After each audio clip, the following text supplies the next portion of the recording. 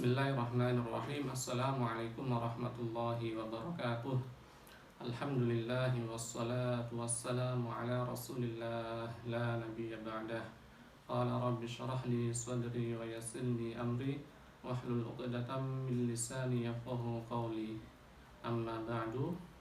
Anak-anakku, sebelum kita memulai pembelajaran, seperti biasa, marilah kita bersama-sama meluruskan niat kita. Kita ngaji semata-mata mengharapkan ridha dari Allah Subhanahu wa Ta'ala. Pada pertemuan sebelumnya kita sudah membahas target dari lafal kitabun, yang mana kitabun itu kedudukannya adalah sebagai khabar, tepatnya adalah khabar mufrad. Di khabar minggu lalu sudah kita bahas, ada dua macam khabar, ada khabar mufrad, ada khabar ghairul mufrad.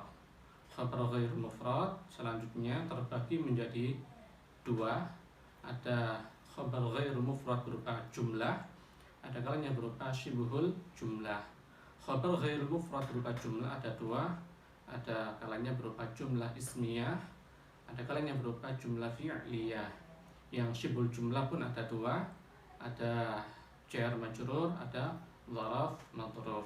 Nah, kitabun seperti yang kita bahas sebelumnya itu bukannya adalah sebagai khabar mufrad karena bukan berupa jumlah maupun syibhul jumlah.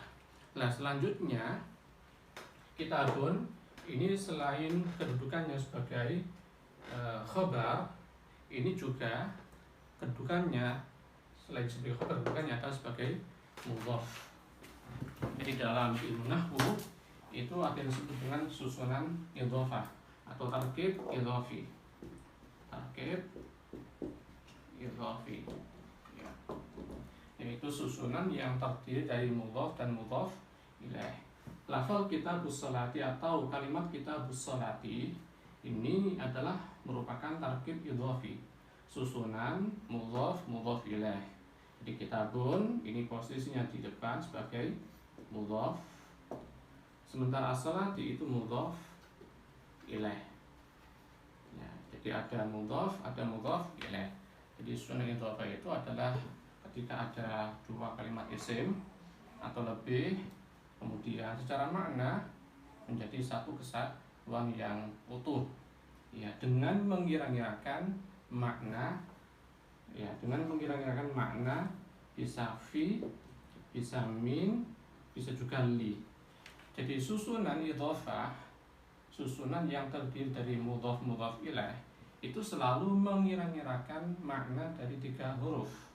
Bisa fi yang dalam, bisa min saking, bisa li milik atau kedua.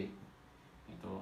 Saya kasih contoh, misalkan susunan idhofah mudhaf mudhaf ilaih yang kemudian mengira-ngirakan makna fi. Misalkan ada kalimat shaumu Ramadan. Ini maknanya apa? Shaumu Ramadan, puasa Ramadan. Nah, kalau shaumu Ramadan, shaumu sebagai mudhaf, Ramadan sebagai mudhaf ilaih. Jadi mudhaf ilaih itu selalu posisinya ada di belakang setelah mudhaf. Shaumu Ramadan dari tiga makna, dari tiga huruf yaitu fi min li. Ini mengira-ngirakan makna dari lafal fi. Jadi shaumu Ramadan ai shaumun fi Ramadan, puasa ing dalam bulan Ramadan. Jadi ada makna fi. Kemudian susunan idhofah juga terkadang mengira-ngirakan makna dari lafal min. Contoh misalkan ada kalimat babu khosyabin. Bab itu maknanya pintu, khosyab itu maknanya kayu. Ini kemudian digabung jadi satu, babu khosyabin yang maknanya pintu kayu. Lafal pintu kayu itu kalau dari sisi makna di sini mengira-ngirakan makna dari lafal min. Ai babun min khosyabin, pintu yang terbuat dari kayu. Jadi ada makna min di sini. Yang berikutnya susunan idhofah juga terkadang mengira-ngirakan makna dari lafal li. Ya, li.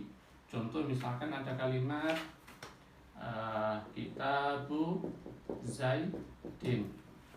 Lafal kitabu Zaidin. Kitab milik Zaid, ai kitabun li Zaidin. Kitab milik Zaid. Itu contoh susunan idhofah yang mengira-ngirakan makna dari lafal li. Kembali ke kitabus sholati. Lafal kitabus sholati dari fi min li ini apa kira-kira yang tepat? Ya, jadi kitabus sholati di sini mengira-ngirakan makna dari lafal fi. Jadi kalau kita lihat misalkan di syarahnya, di Fathul Qoribnya, syarah takrib, kitabus sholati itu maknanya ai kitabun fi bayani ahkamis sholati, utawi iki iku ana kitab kang mertelake pira-pira hukume salat. Jadi mengira-kirakan makna dari lafal fi. Oke, itu susunan idhofah. Kembali ke kitabus shalah. Jadi kitabun ini selain dia kedudukannya sebagai khabar, dia juga sebagai mudhaf. Mudhaf itu i'rabnya itu tergantung posisinya, tergantung kedudukannya, jadi netral. Dia bisa dibaca rafa kalau memang kedudukannya adalah sebagai khabar atau fa'il atau isim kana dan seterusnya. Tetapi mudhaf juga bisa dibaca nasab kalau memang kedudukannya misalkan sebagai maf'ul bih atau misalkan menjadi isim inna dan seterusnya.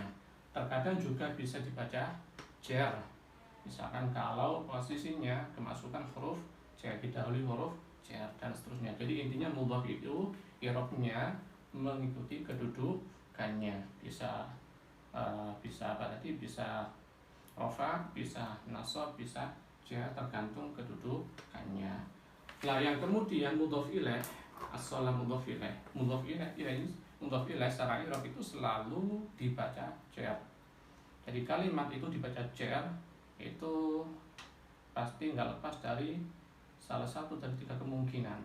Bisa jadi dibaca jar karena posisinya sebagai mudhaf ilaih, atau dibaca jar karena dimasuki atau didahului huruf jar seperti fi, min, li dan seterusnya.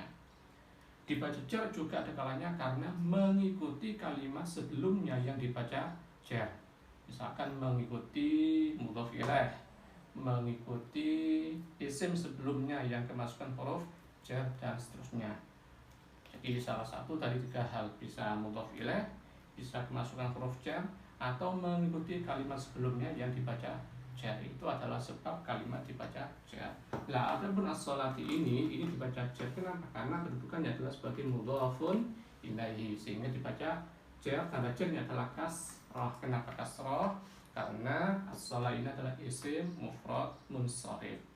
Sebagaimana kita ketahui bahwasannya tanda jar itu ada tiga. Pertama kasrah, kedua fathah, ketiga ya. Kasrah menjadi tanda i'rab jar tempat di pertama isim mufrad munsharif, jamak taksir, yang ketiga jamak muannas salim. Nah, kebetulan as-sholati ini adalah isim mufrad munsharif, sehingga tanda jarnya adalah kasrah. Jadi kalau di i'rabi as-sholati mudhafun ilaihi, ya, as-sholah mudhafun ilaihi majrurun wa alamatu jarrihi kasratun li'annahu ismul mufrad. As-shalah di dalam mudhaf ilaih, majrurun dibaca jar, tanda jarnya adalah kasrah karena isim mufrad munsharif. Demikian, mudah-mudahan bermanfaat. Barakallahu fikum. Wassalamualaikum warahmatullahi wabarakatuh.